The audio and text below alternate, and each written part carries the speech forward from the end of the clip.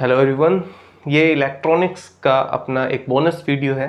Bonus in the sense कि अपन ने जो कोर्स की फ्रीक्वेंसी डिफ़ाइन की है, वीक में 3 बार अपन वीडियोस अपलोड करेंगे। उसके अलावा ये एक एक्स्ट्रा वीडियो है इस वीक के लिए, क्योंकि बाकी का कोर्स पहले से शूट मैंने कर रखा है और अब बीच में एक ये नया टॉपिक है।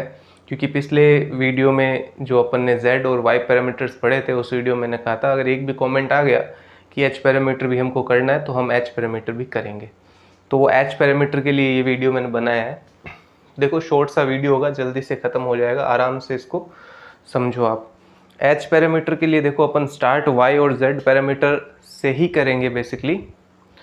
तो सबसे पहले वो रिवीजन कर लेते हैं कि Y और Z पैरामीटर अपने पास क्या क्या होते हैं, या Z और Y पैरामीटर।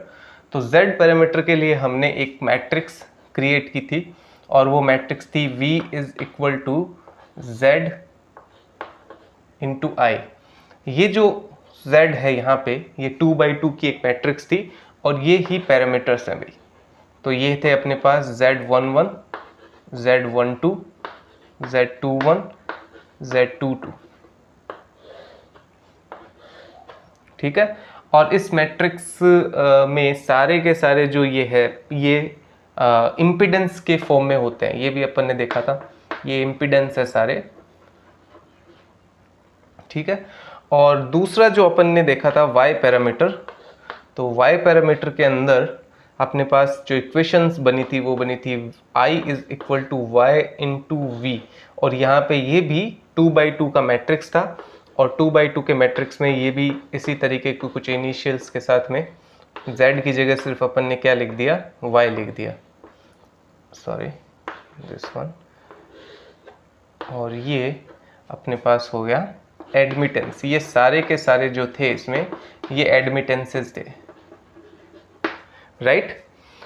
अब इसमें और इसमें क्या चीज़ थी वो थोड़ा सा और इसको डिस्कस करते हैं। इसमें क्या था, इसमें V is equal to ZI था, तो डेफिनेटली V जितने भी थे वो सारे के सारे डिपेंडेंट थे और I जितने भी थे वो सारे इंडिपेंडेंट थे। अब कितने थे, अपन 4 टर्मिनल नेटवर्क स्टडी कर रहे थे, तो 4 टर्मिनल नेटवर्क में 2 ही वोल्टेजेस होते हैं और 2 ही करंट होते हैं, input current input voltage, output current output voltage. तो 4 चीज़ें ही हैं।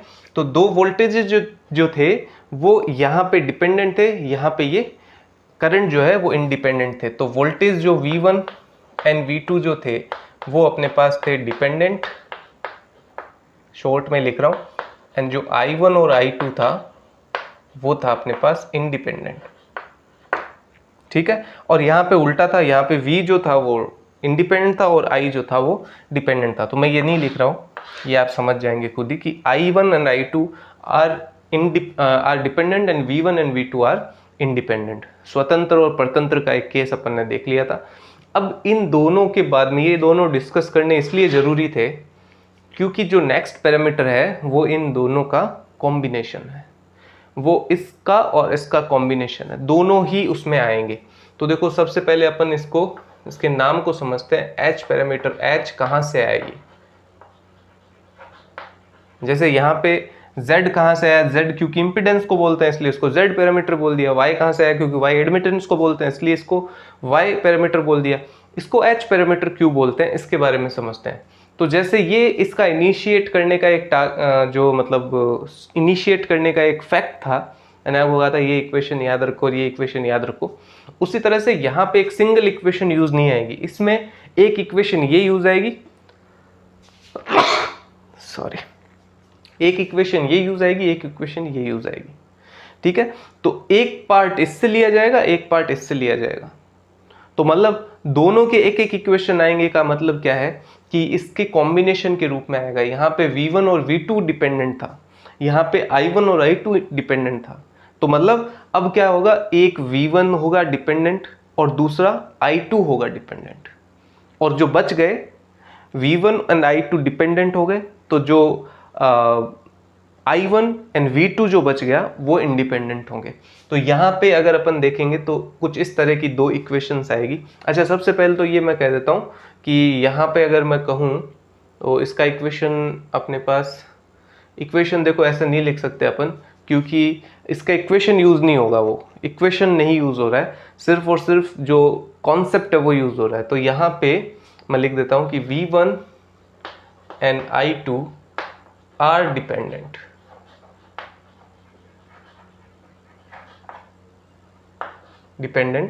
And I1 and V2 are independent. तो एक वेरिएबल इससे ले लिया, एक वेरिएबल इससे ले लिया, तो कॉम्बिनेशन हो गया ना भाई। ये देखो, ये इस तरह से लिख ही देता हूं मैं, नहीं तो लिखने से विजुअलाइजेशन अच्छा हो जाता है। देखो लिखने से ये फायदा है कि आपको विजुअलाइजेशन हो जाएगा, एक इमेज भी तो होना चाहिए ना। ये डिपेंडेंट को D से दिखा रहा हूँ, इंडिपेंडेंट को I से दिखा रहा हूँ। तो देखो इसमें V1 V2 था, I1 I2 था। अब यहाँ से तो उठा लिया V1, यहाँ से उठा लिया I2, तो V1 and I2 are independent. अब जो बच गया अपने पास में वो हो जाएगा इंडिपेंडेंट, हो जाएगा इंडिपेंडेंट। तो क्या क्या बच गया देखो यहाँ पे, अगर यहाँ पे V1 ले रहे हैं तो V2 बच गया। तो V2 आपके पास क्या हो गया, V2 वहाँ पे क्या हो गया, इंडिपेंडेंट। यहाँ पे I2 ले लिया तो क्या बच गया, I1, ये हो गया अपने पास। तो ये हाइब्रिड के लिए ये डिपेंडेंट है, और ये भी डिपेंडेंट है, और ये इंडिपेंडेंट है, और ये इंडिपेंडेंट है। देखो DI हो गया ना, कॉम्बिनेशन हो गया। अब इसी तरह से देखो यहाँ पे इसके जो नोमेनक्लेचर है उसका अपन बात कर लेते हैं। तो H जो है वो बना है हाइब्रिड से,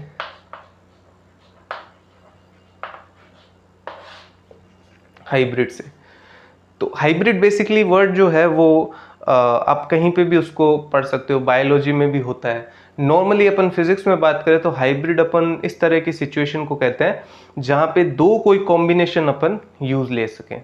जैसे अगर अपन साइकिलिंग की बात करें, अगर आपको थोड़ा बहुत नॉलेज है तो बहुत सारे टाइप की साइकिल्स होती है। लाइक कुछ सड़क पे चलने वाली होती है, कुछ माउंटेन्स पे चलने वाली होती है। तो अब हाइब्रिड साइकिल अगर कोई कह रहा है तो उसमें ऐसी प्रॉपर्टी हो सकती है कि वो माउंटेन पे भी चले, और ऐसी प्रॉपर्टी होती है कि वो सड़क पे भी चले जा सके। तो नॉर्मली अपन जो रेंजर साइकिल्स जो यूज़ लेते हैं अपनी नॉर्मल लाइफ में, वो साइकिल्स आप माउंटेन पे भी, ऐसा नहीं प्रोफेशनली बट फिर भी उबड़ खाबड़, अपने तो उबड़ खाबड़ ही है सब कुछ। अपन सिटी में बात करें तो रोड साइकिल जो होती है बहुत ही पतले रिम वाली होती है। आपने साइकिलिंग देखी होगी, रेसिंग वगैरह होती है, एकदम पतले रिम वाली साइकिल होती है, बहुत फास्ट जाती है, एरोडायनेमिक्स बहुत अच्छी होती है उनकी। लेकिन वो पतले रिम वाली साइकिल अगर अपने यहाँ पे जो ये गड्ढे हैं, जो सुजानगढ़ की सड़कें हैं, या अपने यहाँ पे लोकल जो सड़कें हैं वहाँ पे अगर आप चलाओगे, अपने टाउन में जहाँ से भी आप ये वीडियो देख रहे हो, तो नॉर्मली अच्छी हालत नहीं है सड़कों की, तो उस जगह पे वो काम नहीं करेगी।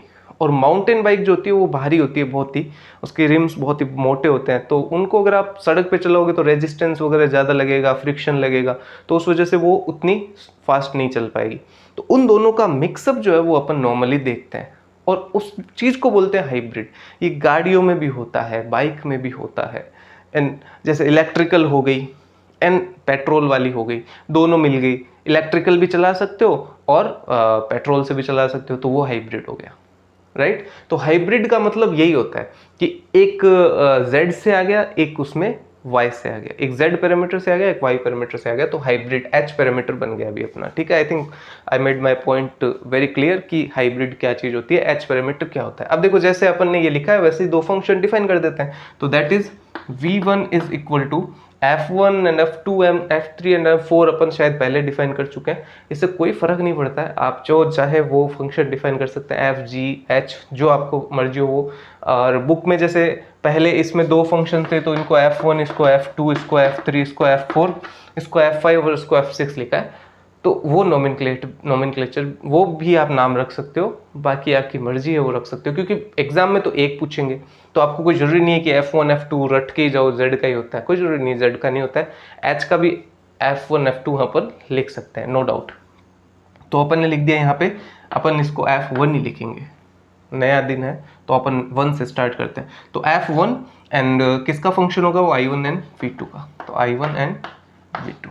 इसी तरह से यहाँ पे क्या आएगा I2 and I2 will also be a function of I1 and V2, ठीक है। और यहाँ से मैं सीधा इक्वेशन लिख रहा हूँ, देखो भाई, ठीक है, वही वाला डिफरेंशिएशन, टोटल डिफरेंशिएशन ऑल वही सब चीज़ें। तो ये होगा V1, यहाँ पे आ जाएगा H11 एंड I1 प्लस यहाँ पे आ जाएगा H12 एंड V2 दूसरा, इससे I2 H21 I1 plus H22 V2। ठीक है, ये दो इक्वेशंस हो गई। इनमें H11, H12, H21 and H22 ये अपने हो गए H पैरामीटर्स। अब देखो H पैरामीटर्स सबसे ज़्यादा यूज होने वाले पैरामीटर्स है अपने इलेक्ट्रॉनिक्स में, अपनी इलेक्ट्रॉनिक्स में, अपनी मतलब अपने सिलेबस वाली BSc वाली जो इलेक्ट्रॉनिक्स है उसमें H पैरामीटर का अपना एक बहुत ही इंपॉर्टेंट रोल होता है। आपको मैक्सिमम टाइम्स आपको H पैरामीटर ही मिलेंगे, और मैक्सिमम नहीं 100% टाइम पे H पैरामीटर्स ही मिलेंगे। इसका रीज़न मैं इस लेक्चर के लास्ट में आपको बताऊंगा, तो आप देखते रहिए। और भाई ऐसा नहीं है कि देखने पे ही, वो बस वो चीज़ लास्ट में बताने वाली है, मुझे आपको दिखा के, और ऐसा नहीं है कुछ भी, बट वो चीज़ लास्ट में बताएंगे तो उसका मज़ा आएगा कुछ। अब V1 एंड V2 I2 अपन ने डिफाइन कर लिया, इनके डेफिनेशंस देखो, ये डेफिनेशंस ये सबसे इंपॉर्टेंट है भाई। ठीक है, तो मैं इसके लिए पहले एक सर्किट बना लेता हूँ, सर्किट के बिना मज़ा नहीं आएगा भाई। 4 टर्मिनल्स सर्किट बना लेता हूँ मैं, हालांकि इसका कोई बहुत ज़्यादा यूज़ नहीं है, लेकिन अगेन वही बात, विजुअलाइजेशन अगर अपने को करना है तो दैट इज़ इसेंशियल, ये बहुत ज़रूरी है। तो ये हो गया अपना V1, this is current I1, this is current I2, this terminal, ये हो गया अपना प्लस, ये हो गया minus, this is V2, there is some machine या सर्किट या कुछ भी नेटवर्क। तो पहले अपन लेते हैं ये वाले H11। तो H11 अगर आपको डिफाइन करना है तो H11 will be equal to, देखो आपको V2 को क्या करना पड़ेगा, 0 करना पड़ेगा। V2 को 0 करोगे तो H11 will be equal to V1 upon I1। तो V1 upon I1 when V2 is equal to 0। ठीक है, दूसरा H12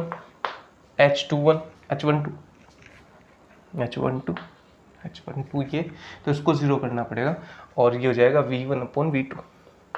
तो V1 अपॉन V2 एंड ये हो जाएगा I1 इज इक्वल टू 0। यहाँ कहाँ लिख रहा हूँ, यहाँ ही। फिर H21 ये हो जाएगा आपके पास I2 ओवर I1, देख लेना आप, एंड इसमें again V2 is equal to 0 and H22 हो जाएगा आपके पास I2 upon V2 and that is I1 equals to 0। अब ये क्या क्या चीज़ें हैं देखो, सबसे पहले V2 इज इक्वल टू 0 मतलब क्या हो गया, V2 0 कर देना मतलब इसको मिला देना है, इसको जोड़ देना है, जोड़ना मतलब शॉर्ट सर्किट, शॉर्ट कर देना, क्लोज कर देना, तो आउटपुट क्लोज, तो शॉर्ट सर्किट आउटपुट। और है क्या ये V1 अपॉन I1 इनपुट का वोल्टेज ओवर इनपुट का करंट। विजिबिलिटी, आज में भी थोड़ा सा विजिबिलिटी डाउन हो सकता है, बता देना भाई। अगर विजिबिलिटी अच्छी नहीं है तो अगली बार थोड़ा सा अपन डार्कर चौक यूज ले सकते हैं। ये थोड़ा सा मैंने चौक चेंज किया आज। शॉर्ट सर्किट आउटपुट में ये क्या है, इनपुट इम्पीडेंस, क्योंकि V1 अपॉन I1 क्या होता है भाई, इनपुट इम्पीडेंस ही होता है। तो देखो एक चीज आ गई, दिस इज ओम, ये ओम है। तो देखो ये क्या है, ये अपना Z पैरामीटर के जैसा ही हो गया कुछ। अब वास्तव में Z पैरामीटर में क्या था अपने पास में, वहाँ V2 0 नहीं था बेसिकली, ये ध्यान रखना भी अपने को। यानी कि आप Z11 को H11 के बराबर नहीं कह सकते, लेकिन हाँ यहाँ पे ये पैरामीटर का डायमेंशन Z का है। ठीक है, मीनिंग जो है वो थोड़ा डिफरेंट है। वहाँ पे अपन I2 को 0 कर रहे थे, यानी अपन ओपन कर रहे थे। क्यों, क्योंकि वो तो पूरी तरह से वोल्टेज का ही फंक्शन, वो पूरी तरह से करंट का ही फंक्शन था। I1 I2 था वहाँ पे क्या इक्वेशन बनी थी, वहाँ भी V1 ही था, लेकिन वहाँ पे Z11 and I1 plus Z12 I2 था। तो दिस इज डिफरेंस। ये यहाँ पे आपको लग रहा होगा कि सेम है, लेकिन इसका इफेक्ट जो है, इसका इफेक्ट इसके साथ जुड़ा हुआ है, V2 है इसके साथ, और इसके साथ यहाँ क्या है, I2 है। तो दोनों डिफरेंट चीज़ें हैं भाई, लेकिन डिफरेंट है तभी डिफरेंट पढ़ रहे हैं। नहीं तो मैं पूछता ही क्यों तुमसे, मैं ये कह देता जेड का जैसा ही अच्छा पढ़ लेना। तो इनपुट इम्पीडेंस है ये, जबकि शॉर्ट सर्किट कर दिया अपन ने, आउटपुट को शॉर्ट सर्किट कर दिया है। नेक्स्ट क्या है, I1 इज इक्वल टू 0, पहले इसको देख लेते हैं। तो अगेन V2 0 है, तो ये भी अपने पास क्या है, शॉर्ट सर्किट आउटपुट। अब ये एक डायमेंशनलेस क्वांटिटी I2 और I1 का रेशियो है, तो कोई भी इसमें डायमेंशन नहीं है इसकी, और इसको अपन कहते हैं current gain, output over input, तो इसको कहते हैं करंट गेन। और करंट गेन भी क्या, V2 0 है, तो इनपुट की तरफ से अपन देख रहे हैं, तो फॉरवर्ड। ये याद रखने का तरीका मैं एक बार फिर कह रहा हूँ, जो लोग सिर्फ ये देख रहे हैं, उन्होंने पिछला वीडियो नहीं देखा है, तो वो इसको मिसअंडरस्टैंड ना करें कि V2 0 है मतलब आगे से चेक करना, आगे से चेक करना, पीछे चेक करना, नहीं है इसका कोई भी सिग्निफिकेंस। वैसे तो ये रेशियो है, इसका तो वैसे भी फिजिकल सिग्निफिकेंस नहीं है। तो I2 अपॉन I1 सिर्फ और सिर्फ एक नेचर रिप्रेजेंट करने वाला एक फैक्टर है सिर्फ, इनको आपस में वैसे भी नहीं जोड़ा जा सकता, क्योंकि बीच में I1 और I2 के बीच में बहुत सारी बड़ी एक दीवार है। वो दीवार कौन है, नेटवर्क, समझ रहे हो। तो वो उन दोनों में सिर्फ और सिर्फ कंपैरिजन करने का एक तरीका ये, और इसको कहते हैं फॉरवर्ड करंट गेन।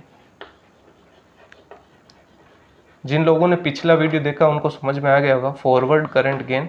इसको फॉरवर्ड देते हैं, जस्ट नाम इसको ऐसा परिपाटी बन गई है, ट्रेडिशनली इसको फॉरवर्ड बोल रहे हैं अपन, ठीक है। और आउटपुट ओवर इनपुट जो है वो करंट गेन फॉरवर्ड ही माना जाएगा। जब आउटपुट के रेस्पेक्ट में इनपुट के रेस्पेक्ट में आउटपुट को देखते हैं, तो वो एक कन्वेंशनल चीज़ है, उसका बेनिफिट आगे देखेंगे जब भी आएगा, बीजेटी आएगा तब देख लेंगे। V1 अपॉन V2 जो है वो क्या चीज़ है, देखो अब I1 0 हो गया, I1 0 मतलब इसको ओपन कर दिया, तो ये क्या हो गया, ओपन इनपुट। इसको मैं क्या लिखूंगा, ओपन इनपुट। एंड ये क्या है आपका, reverse voltage gain, reverse voltage gain.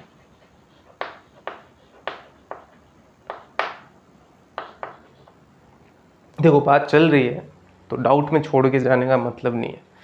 Gain का मतलब क्या होता है, ये थोड़ा सा 1 सेकंड का ही, ज़्यादा कुछ अगर बहुत डेप्थ वाला होता तो मैं नहीं लेता इसमें। गेन का मतलब क्या होता है, जब भी हम देख रहे होते हैं तो हम इवेंट्स को इस तरह से देख रहे होते हैं ना, हमने इवेंट स्टार्ट किया और लास्ट में कुछ आउटकम आया, ऐसे ही देख रहे होते हैं ना अपन हमेशा। हमने एक FD में इन्वेस्टमेंट किया, म्यूचुअल फंड में इन्वेस्टमेंट किया, 3 साल तक वेट किया, फिर उसका आउटकम आया, ऐसा ही देखते हैं ना।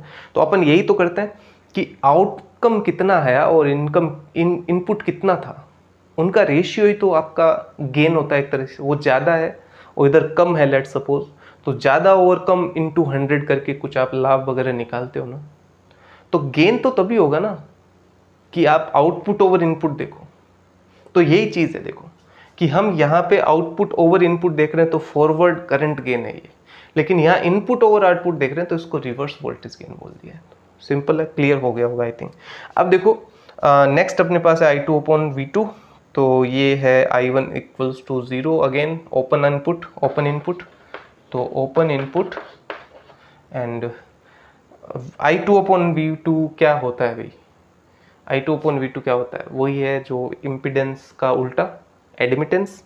इम्पिडेंस V1 अपॉन I2, ये तो ये हो गया एडमिटेंस। लेकिन कौन सा एडमिटेंस है भाई, ये गेस कर लिया होगा अब तक आपने, तो ये है आउटपुट इम्पिडेंस। तो देखो ये अच्छा इसका यूनिट क्या होगा, ओम इनवर्स या महो जिसको बोलते हैं वो होगा, तो ओम इनवर्स हो गया। तो ये एडमिटेंस हो गया और ये इम्पिडेंस हो गया हाइब्रिड, दोनों आ गए इसके अंदर, ठीक है। अब और इसके अंदर अपन क्या कर सकते हैं, H पैरामीटर के अंदर 1 सेकंड का वक्त दो मुझे सोचने का कि अपन इसमें और कुछ कर सकते हैं क्या। भी देखो करने को और भी बहुत कुछ किया जा सकता है, बट अपन एक बार के लिए इसको यहीं पे एंड करेंगे। कहाँ पे ले जाके, मैट्रिक्स फॉर्म पे ले जाके एंड करेंगे। कि मैट्रिक्स फॉर्म ये कहता है कि अगर मैं यहाँ पे ले लूँ V1 और ये ले लूँ I2, तो यहाँ पे एक मैट्रिक्स बनेगी जो है H11, H12, H21, H22 and ये हो गया आपका I1 एंड V2।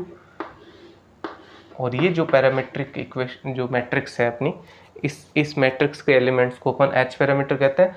और H पैरामीटर को इस नाम से नहीं जाना जाता भाई, ये ध्यान रखना। ये 1, 1, 1, 2 ये आपकी बुक में कहीं नहीं लिखा हुआ मिलेगा, स्टार्टिंग में जरूर मिलेगा, बाद में जब भी आप यूज़ करोगे तो ये आप इसको किस तरह से देखोगे, इसको देखोगे HI ठीक है। इसको देखोगे एच आर, क्योंकि रिवर्स के लिए जुड़ा हुआ है, देखो ये रिवर्स है तो आर इससे, और ये एच फॉरवर्ड और ये एच आउटपुट, इन 4 रूप में इसको आप देखोगे।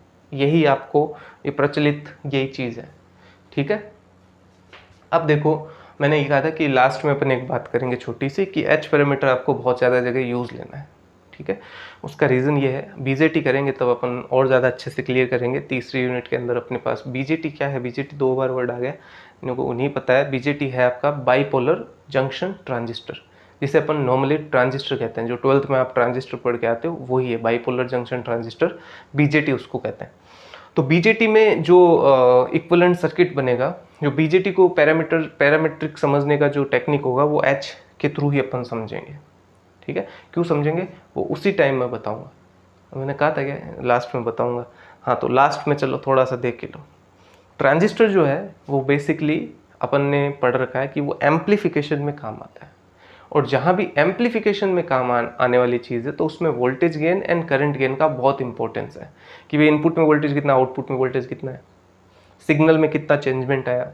आपने लाउड स्पीकर पे बोला, आपने माइक पे बोला, और लाउड स्पीकर पे साउंड इंक्रीज हो गया, साउंड की एनर्जी इंक्रीज हो गई, एम्पलीट्यूड इंक्रीज हो गया, ठीक है। ऐसा तो नहीं आप बोलते हो और उसकी फ्रीक्वेंसी चेंज हो रही है, फ्रीक्वेंसी नहीं चेंज होती है, आप जिस टोन में बोलोगे उसी टोन में सुनाई देगा, लेकिन वो तेज सुनाई देगा, तो एम्पलीट्यूड बढ़ के आ रहा है। तो वो काम कौन कर रहा है, ट्रांजिस्टर कर रहा है, एम्पलीफिकेशन का काम ट्रांजिस्टर कर रहा है। और ट्रांजिस्टर जो है वहाँ पे एम्पलीफिकेशन क्योंकि हो रहा है, इसलिए ये current gain and voltage gain बहुत इंपॉर्टेंट है वहाँ पे। पहला रीज़न तो ये।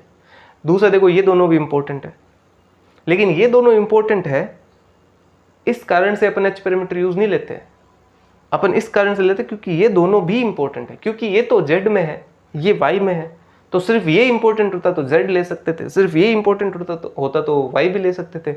लेकिन हमारे लिए ये भी इंपॉर्टेंट है, ये भी इंपॉर्टेंट है, और सबसे इंपॉर्टेंट ये दो भी इंपॉर्टेंट है, current gain and voltage gain.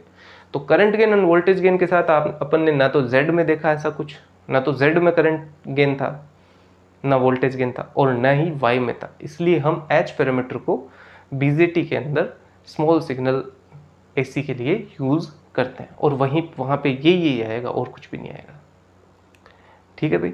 तो ये आपका एच पैरामीटर हो गया। इसमें अगर कुछ भी डाउट रहेगा तो वो पूछ लेना आप कमेंट में, अपन डिस्कस कर लेंगे। नेक्स्ट वीडियो में मिलते हैं अपन।